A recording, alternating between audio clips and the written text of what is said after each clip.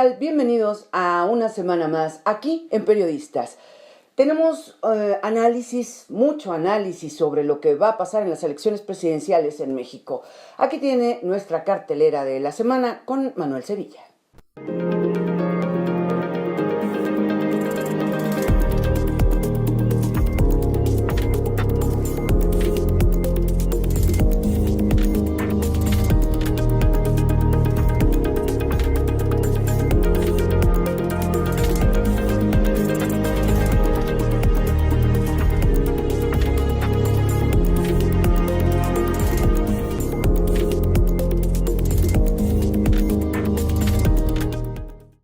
Nuestro primer reportaje, nuestra primera investigación versa sobre la importancia de los arrecifes de coral en el mundo.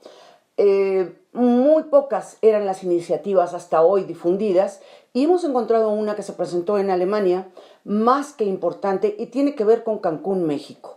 Roberto Cerdá Zúñiga nos da una visión muy amplia. Es un joven empresario, un joven millennium. Bueno, él dice que no es millennium, yo le digo que sí, pero independientemente de su clasificación, el esfuerzo y la serie de acciones que está llevando junto con el gobierno de Quintana Roo, con entidades y sobre todo con los pescadores de esta zona de México, es en gran beneficio para usted, para mí y para nuestros hijos. Vamos adelante con esta entrevista con Roberto Cerdá Zúñiga.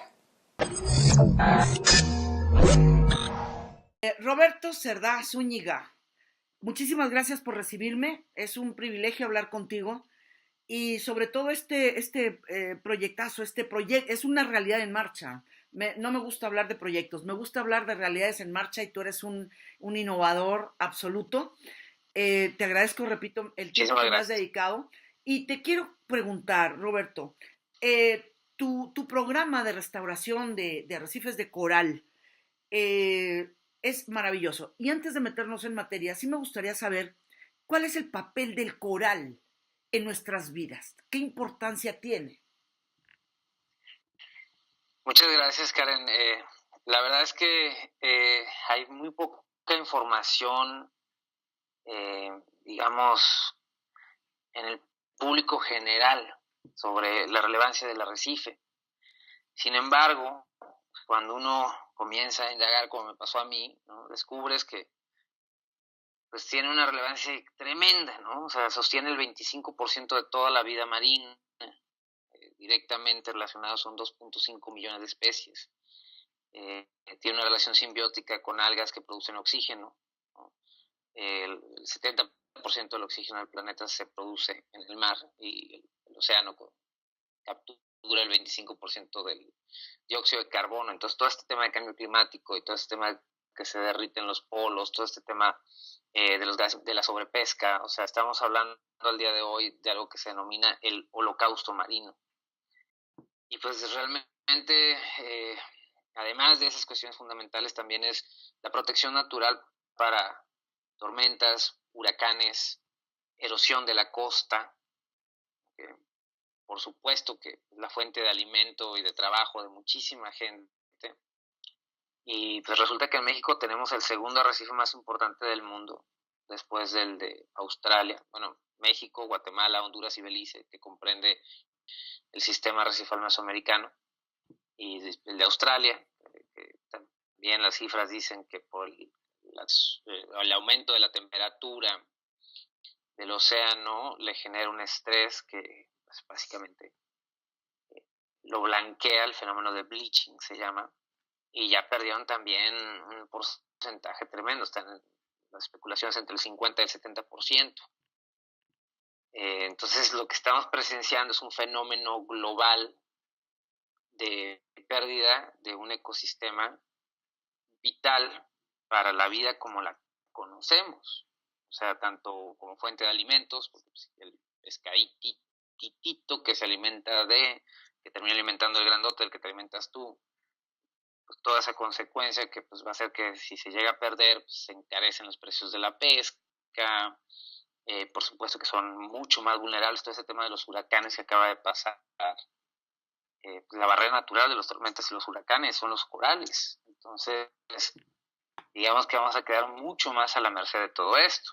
Ni te digo, pues, o sea, ya si te vas a términos económicos, son cifras de billones de dólares lo que realmente representa un ecosistema.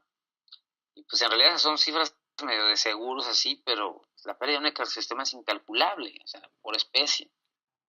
Fíjate que independientemente del tema dinero, la falta de educación, la falta de conciencia de esto me preocupa muchísimo. Como medio de comunicación, pues es nuestra obligación, ¿no? Dar a conocer esto.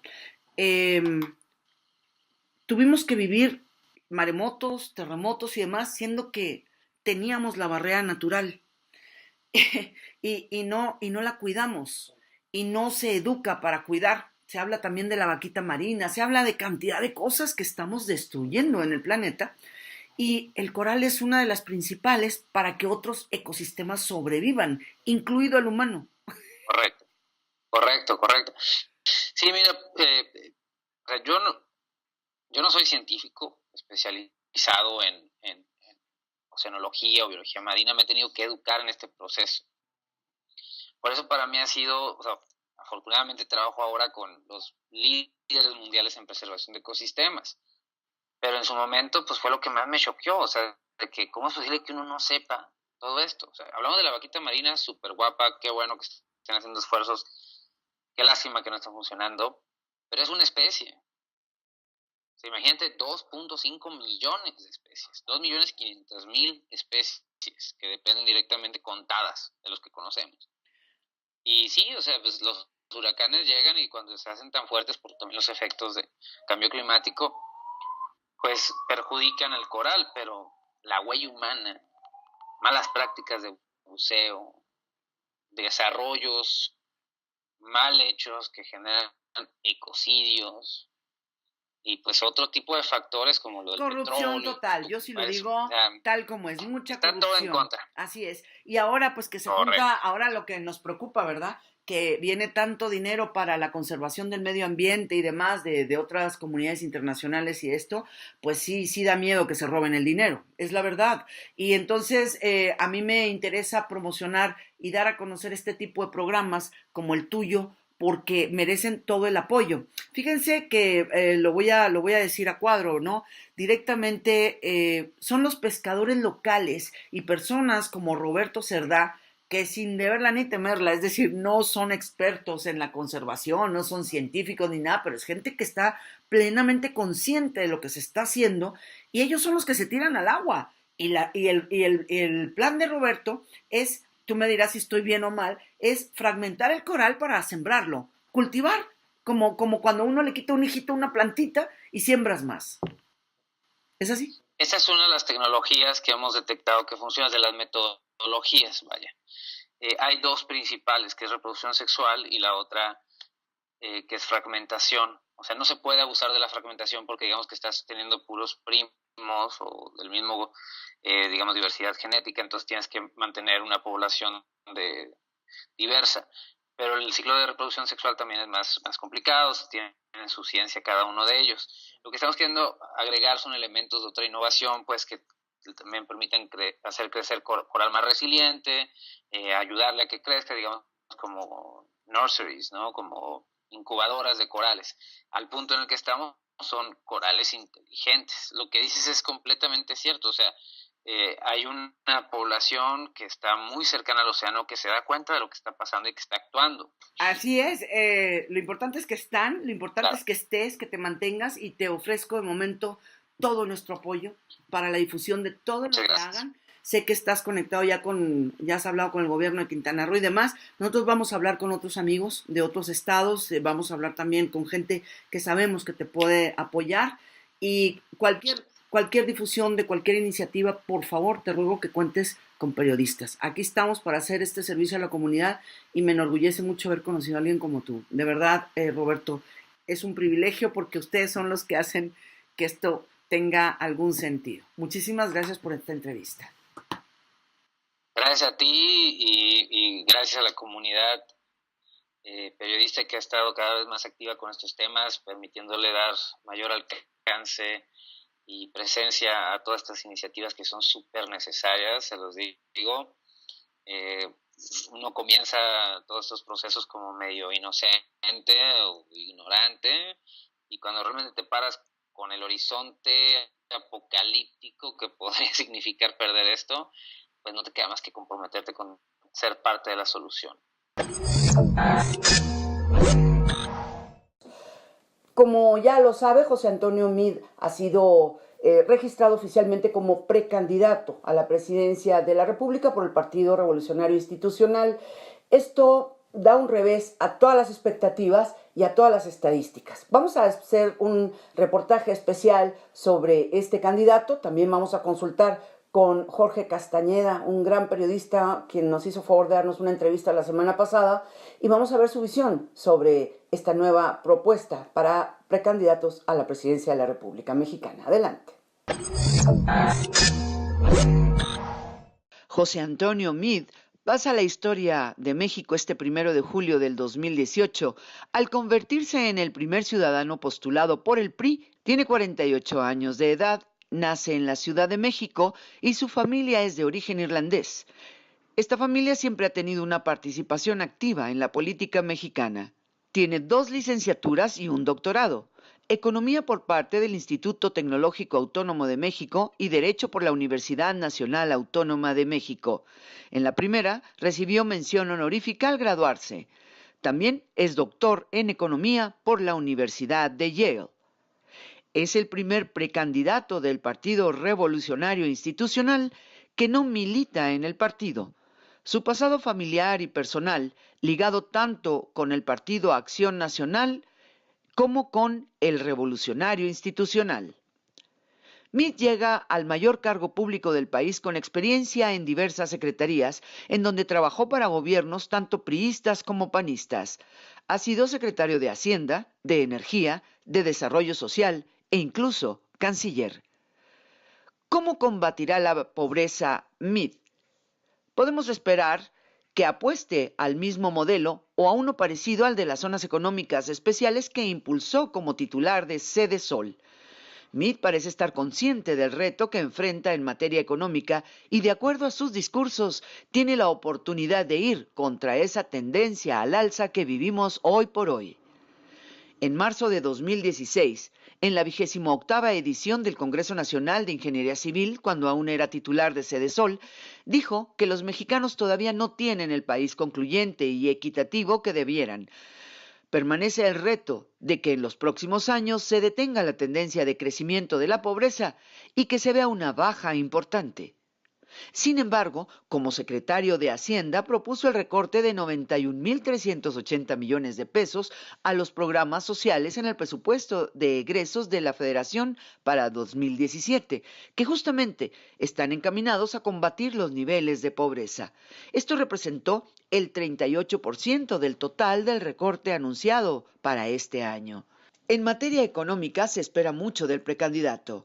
Cabe esperar que implemente lo que para él es una buena política pública, que promueva la inclusión, que garantice que todas las familias tengan acceso a servicios básicos, que promueva la estabilidad, la certeza y la confianza necesarias para el buen desarrollo de las actividades económicas y que anteponga el interés colectivo al beneficio personal. Podemos esperar que para José Antonio Meade el combate a la corrupción sea una prioridad en su gobierno, ya que en varias ocasiones manifestó que combatiendo la corrupción, el lavado de dinero y la evasión fiscal se generaría confianza en el país. Todo esto está por verse. En todo caso, manifestó que son espacios donde hubo abusos y se ha buscado que esos abusos se traduzcan en una querella, que se traduzca eventualmente y que vayamos viendo quién la cometió, sobre todo con recursos públicos, uso indebido, un abuso de confianza que se depositó y lo vayamos enfrentando con las consecuencias de la ley.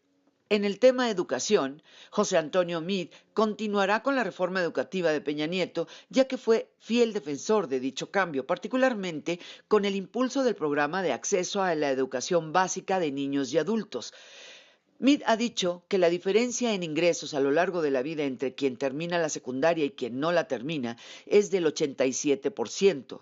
Esto es, terminar la secundaria implica casi duplicar el ingreso a lo largo de todo el ciclo vital. Seguiremos aquí, en periodistas dándole más perfiles de posibles presidentes de México.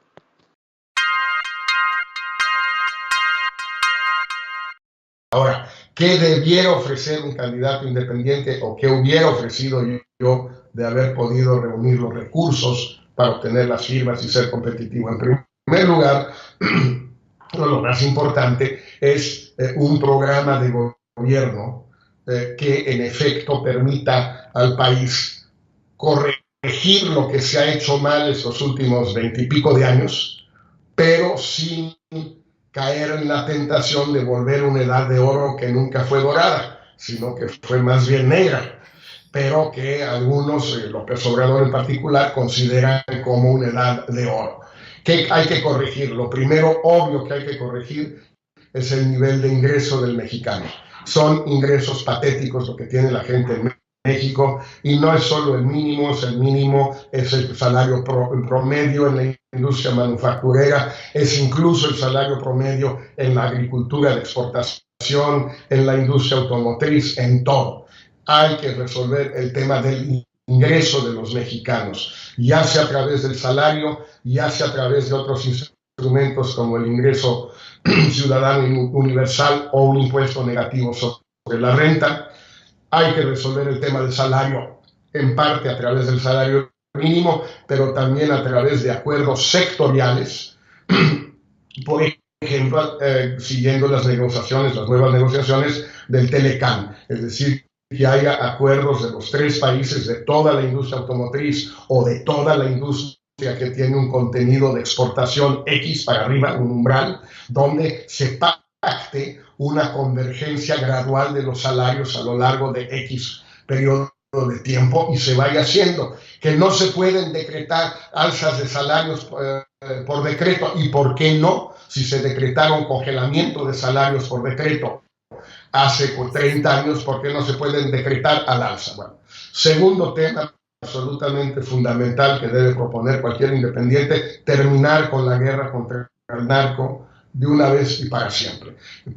Con Peña Nieto van a haber muerto, habrá más muertos que con Calderón, siendo que según él iba a hacer las cosas de manera distinta. Pues sí, la diferencia es que hay más muertos, esa es la diferencia. Lo que es más, los podemos cuantificar, sabremos exactamente cuántos muertos más, es decir, de qué tamaño fue la diferencia de sangre entre Peña y Calderón. Vamos a saberlo. Hay que acabar con eso, y la manera de hacerlo es relativamente sencilla: que vuelva el ejército a los cuarteles, que se expanda la Policía Federal a pasos acelerados con el dinero que sea necesario hasta que haya un número suficiente de policías.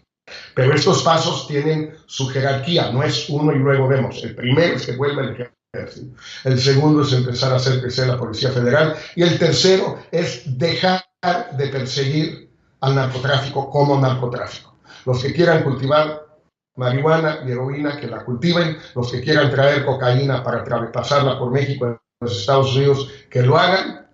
Si los norteamericanos quieren hacer algo al respecto, que lo hagan de su lado de la frontera, nosotros ya no. Y hacerles saber a los cárteles que eso sí, pero la extorsión no, el secuestro no, el asalto en vía pública no, etcétera, etcétera, eso no. Y cada vez que se metan en eso, no habrá clemencia, no habrá cuartel. No se meten en eso. Si se dedican a lo suyo, que se hagan bolas los norteamericanos con ellos. Es algo que necesariamente hay que cambiar.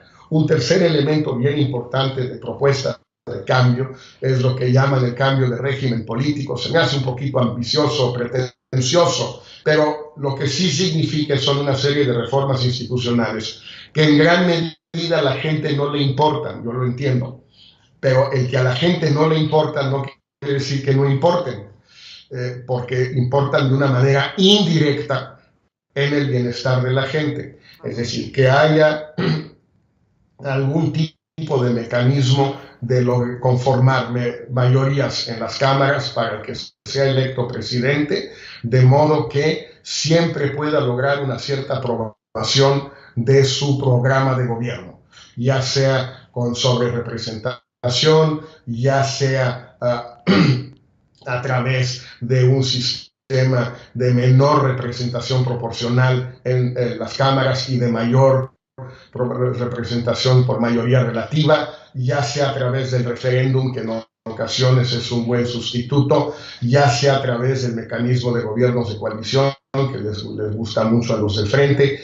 Me da lo mismo. Ese es un primer tema. Segundo, liberar realmente la reelección, no ponerle los candados que le pusieron muchos candados. Vamos a ver si son eficaces, pero hay demasiados candados y demasiadas exclusiones, sobre todo en lo que se refiere al Poder Ejecutivo. Y en tercer lugar, en materia de régimen, cambiar radicalmente los métodos de financiamiento de los partidos. Reducir enormemente el financiamiento, por un lado el financiamiento público, vigilar el financiamiento privado a través del SAT y no del INE, que es mucho más eficaz el SAT. Y en tercer lugar, también cambiar completamente el régimen de compra o de otorgamiento de tiempo aire a los partidos, tanto tiempo aire de la tele como tiempo aire de la radio.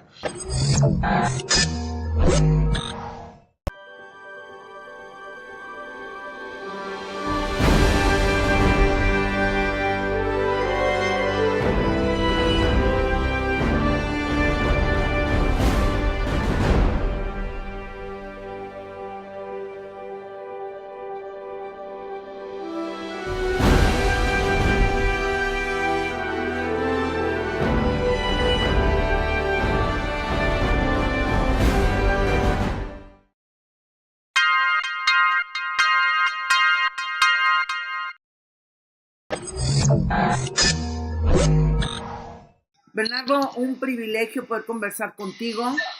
Como dije en la introducción del programa, pues un hombre que organiza eventos pero hipermasivos, enormes, siempre con buenos mensajes. ¿Qué andas haciendo en Long Beach? Pues aquí estoy. Básicamente mi primer evento que hago aquí en California, en Long Beach, es el 24-25 de marzo del año que viene. Y nada, estoy aquí pues para conectar con conferenciantes, con partners que quieren estar involucrados en el evento. Antes lo has realizado en otros puntos del mundo. ¿Nos puedes comentar, por favor? Sí, bueno, yo empecé haciendo cursos de PNL, de programación neurolingüística. Yo soy el promotor, sigo siendo, de Dr. Richard Bandler, ¿no? El co-creador, y trabajo también con Paul McKenna, que es un autor muy famoso también de Inglaterra. Entonces yo soy su promotor y de hace 10 años lo sigo siendo.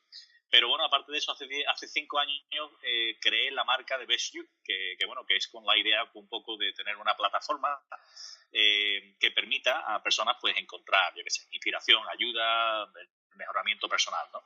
Y bueno, pues empecé con una revista y hace 5 años, y hace 3 pues empecé mi primera expo, que es pues como la revista pero live, ¿no? Digamos, ¿no? Pues es una oportunidad con cientos de conferenciantes, cientos de expositores, todos dedicados, entusiasmados dentro de lo que es el negocio del desarrollo personal, ¿no? Y eso es lo que hago. Básicamente he hecho 2 en Londres ya. Hago mi tercero el año que viene y voy a hacer mi primero aquí en California con la intención de expandirnos y meternos aquí en el mercado americano y sudamericano. Quisiera que nos hablases sobre la importancia de la neurociencia aplicada a nuestro quehacer periodístico. En principio, ya digo, mis conocimientos pues son básicamente, yo soy trainer de PNL, de programación neurolingüística. Y bueno, y en esto pues entiendo que la forma en la que uno piensa y la forma en la que uno es capaz de controlar sus pensamientos es una parte vital e importante para crecer como humano, ¿no? Y son una de las cosas más sencillas, pero bueno, por desgracia no nos enseñan, ¿no? En el colegio ni nos enseñan estas cosas en las universidades, ¿no? Entonces, el ser capaz de controlar nuestros pensamientos y de poder tener una actitud positiva en la vida y el poder, digamos, visualizar las cosas que uno quiere, ¿no? La que uno no quiere y ser consciente de esa voz interna que nosotros tenemos, que todos tenemos y que podemos controlar de una forma sencilla es fundamental, ¿no? Y es fundamental para todo gremio, para todo individuo y ser humano, ¿no? Y estas cosas se deberían enseñar desde mucho más joven. Entonces, esa es mi experiencia. Mi experiencia es que yo particularmente empecé a entender de estas técnicas. Yo era empresario, tenía empleado, había hecho muchos cursos de marketing y ventas y sin embargo fue cuando empecé a entrar un poco en lo que es la neurociencia, lo que es la programación neurolingüística y tal, empecé a entender la importancia de saber controlar y conocer cómo pensamos y cómo poder cambiar esas actitudes, ¿no? Que muchas veces no son actitudes limitantes que nos arrastran y nos retienen en un círculo, en una situación en la cual uno no quiere estar o no debería de estar. El control de las emociones ha sido un paradigma siempre, ¿no? Me recuerdo muy bien desde la escuela de Hovland, Janis y Kelly, en aquel entonces, luego se conoció como la inteligencia emocional. Hoy por hoy, digamos que son los mismos principios que se aplican a neurociencia. ¿Cómo se enriquece la inteligencia emocional con este modelo que tú practicas? Pues sí, básicamente es lo que tú dices. Empezó así, hoy se conoce como la inteligencia emocional, pero básicamente la inteligencia emocional para mí es una palabra que, bueno, y sé que hay muchas técnicas que se utilizan para lo que es la inteligencia emocional, pero yo particularmente me baso en lo que son los conocimientos que yo tengo y entiendo que hay una serie de técnicas que son extremadamente sencillas de utilizar que te permiten llegar a lo que se conoce como la inteligencia emocional, ¿no? La inteligencia emocional es una situación en la cual uno quiere llegar y está basada en unas formas, pero para mí el conocer una serie de técnicas que te permite tener esa forma de vivir es lo que uno debe de aspirar. Bueno, Bernardo, pues esperamos verte y que nos apoyes en la Cumbre Iberoamericana de Periodismo. Va a ser un privilegio tenerte por allá en Monterrey, Nuevo León, próximo marzo. Y, por supuesto, dar difusión a todo lo tuyo, pues es parte de nuestro trabajo, es parte de nuestra labor. A mí me encanta. Encantado. Me encanta poder transmitirle a las personas cosas positivas, dejar ya un poco tanta cosa malo que todo el mundo machaca para hacer un periodismo que te afecta. O sea, llega un momento en que ya uno no quiere ni ver las noticias. Y Periodistas está diseñado para eso, para aportar con gente como tú. Te agradezco muchísimo esta entrevista. Bien, así concluye esta emisión de Periodistas. Recuerde que tenemos un compromiso la próxima semana. Agradezco infinitamente la gentileza de su atención y cualquier duda o pregunta, ya sabe, nuestras redes sociales siempre para servirle. Hasta la próxima semana. Gracias.